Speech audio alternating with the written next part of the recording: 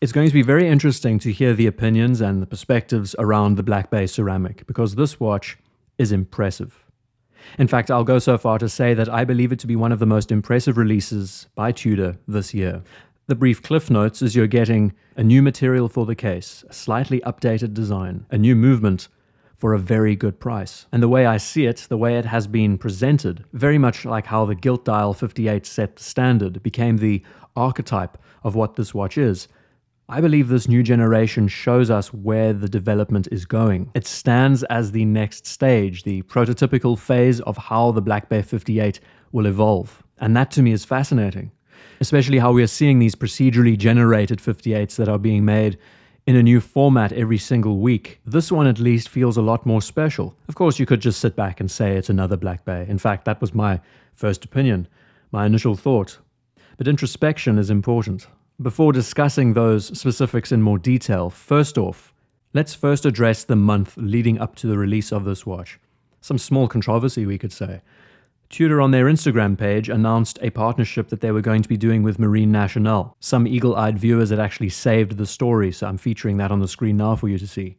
And the belief that most of us had in the community was that we were sharing ideas that they were possibly thinking of bringing out the Submariner again, that they were going to go in a direction of using a blue dial, blue bezel model, hybridizing it with a paracord strap, maybe even co-branding the watch. At least that was my belief. It sounds like a foolproof idea. Take something as simple as the Black Bay 58 Blue, put the green and yellow paracord strap on it, add the Marine Nationale co-branding on the dial, done deal. One area that fascinated me was taking the Pelagos, for example, a watch that was released a while ago, hasn't received much attention but definitely deserves it. Giving this watch some form of co-branding treatment and the end result would also be fantastic. Whether this is something that we're going to see in the future or if it was just in fact a rumor that was swept under the rug, no one really knows. What we got instead was a full blacked out model, and I think that deflated a few of us at first. Then if we are to look at the releases that we saw at Watches and Wonders, the 925 sterling silver Black Bay, the 18 karat gold model, we can see that this year at least, the brand is focusing more on materiality and how they can incorporate these different alloys into the look of the watch. And it's a very modern route forward, we could say. It's not very inspired, but it is interesting. We noticed also that for the first time they have clear case backs, so you can actually appreciate the new movements that they're using. But then in releasing the black ceramic, this is not the first time they have done it. 2019, they actually released a model very similar to this at Only Watch. Maybe the process was so good and the company was so inspired after doing it that they decided to make it more mainstream. And we are noticing that this is not the only brand in this arena that is doing this. Zenith with their Defy line have been doing it for ages. Omega brought out the full ceramic, what they're calling the Black Seamaster Professional. But there is more to this new release that meets the eye, which I think is what many people might be missing. The dimensions and the proportions are relatively the same. First impressions, you can see that the batons, the handset hasn't changed very much. Adding a sunburst finish to the dial looks brilliant. It adds some vibrancy to a fairly flat case and finish. Removing the white text and using grey on the dial instead makes it more subtle. And the fully black ceramic case, it looks very elegant. We could also say purpose-driven. The real star of the show is the new movement, where most brands have been avoiding METAS certification, something that Omega has become pretty famous for. Tudor, for the first time, has now made a movement that fulfills those standards.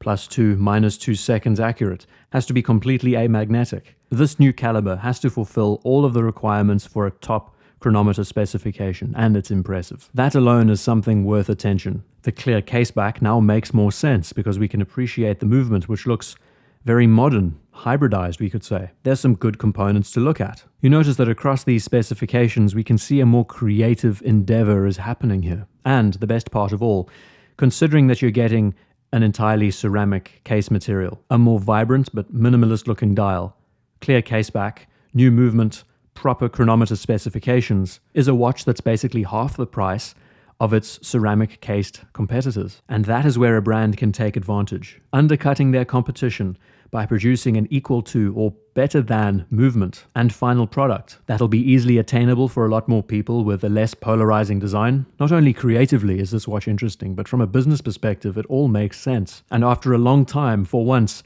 I can back the release of the Tudor Black Bay. This to me doesn't show a recycling exercise or even a repackaging exercise. This shows forward development. From a developmental point of view, the question we have to ask is, will this piece bring more attention to the ceramic watch? Could this very much be a beacon to show competition, other manufacturers, that you can in fact make a cheaper variant that is more accessible for the masses? I, for one, am very for the idea of a ceramic cased watch, and I'm wondering why it hasn't been used more often. Most of the times when we see them, they are put in pretty high complicated pieces or are assigned to brands that are out of the reach for the average person. And this is where a model like this could be a huge success. A few footnotes to be made about the design of the dial. The only real change we've noticed is that the script is different.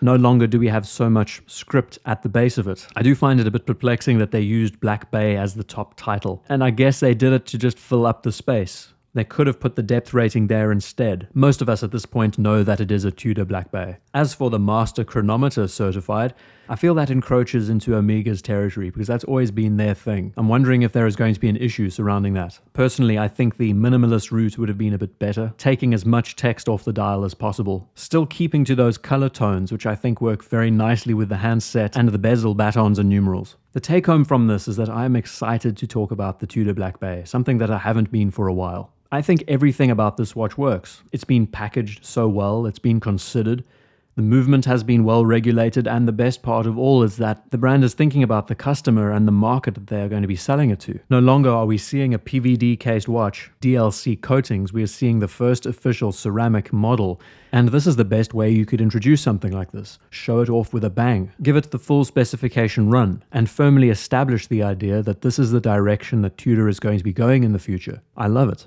Here's hoping that one day they bring out the watch on a bracelet. But if this is the direction that they're going, with a new caliber, new experimental materials, at affordable prices, honestly, I would be worried if I was their competition.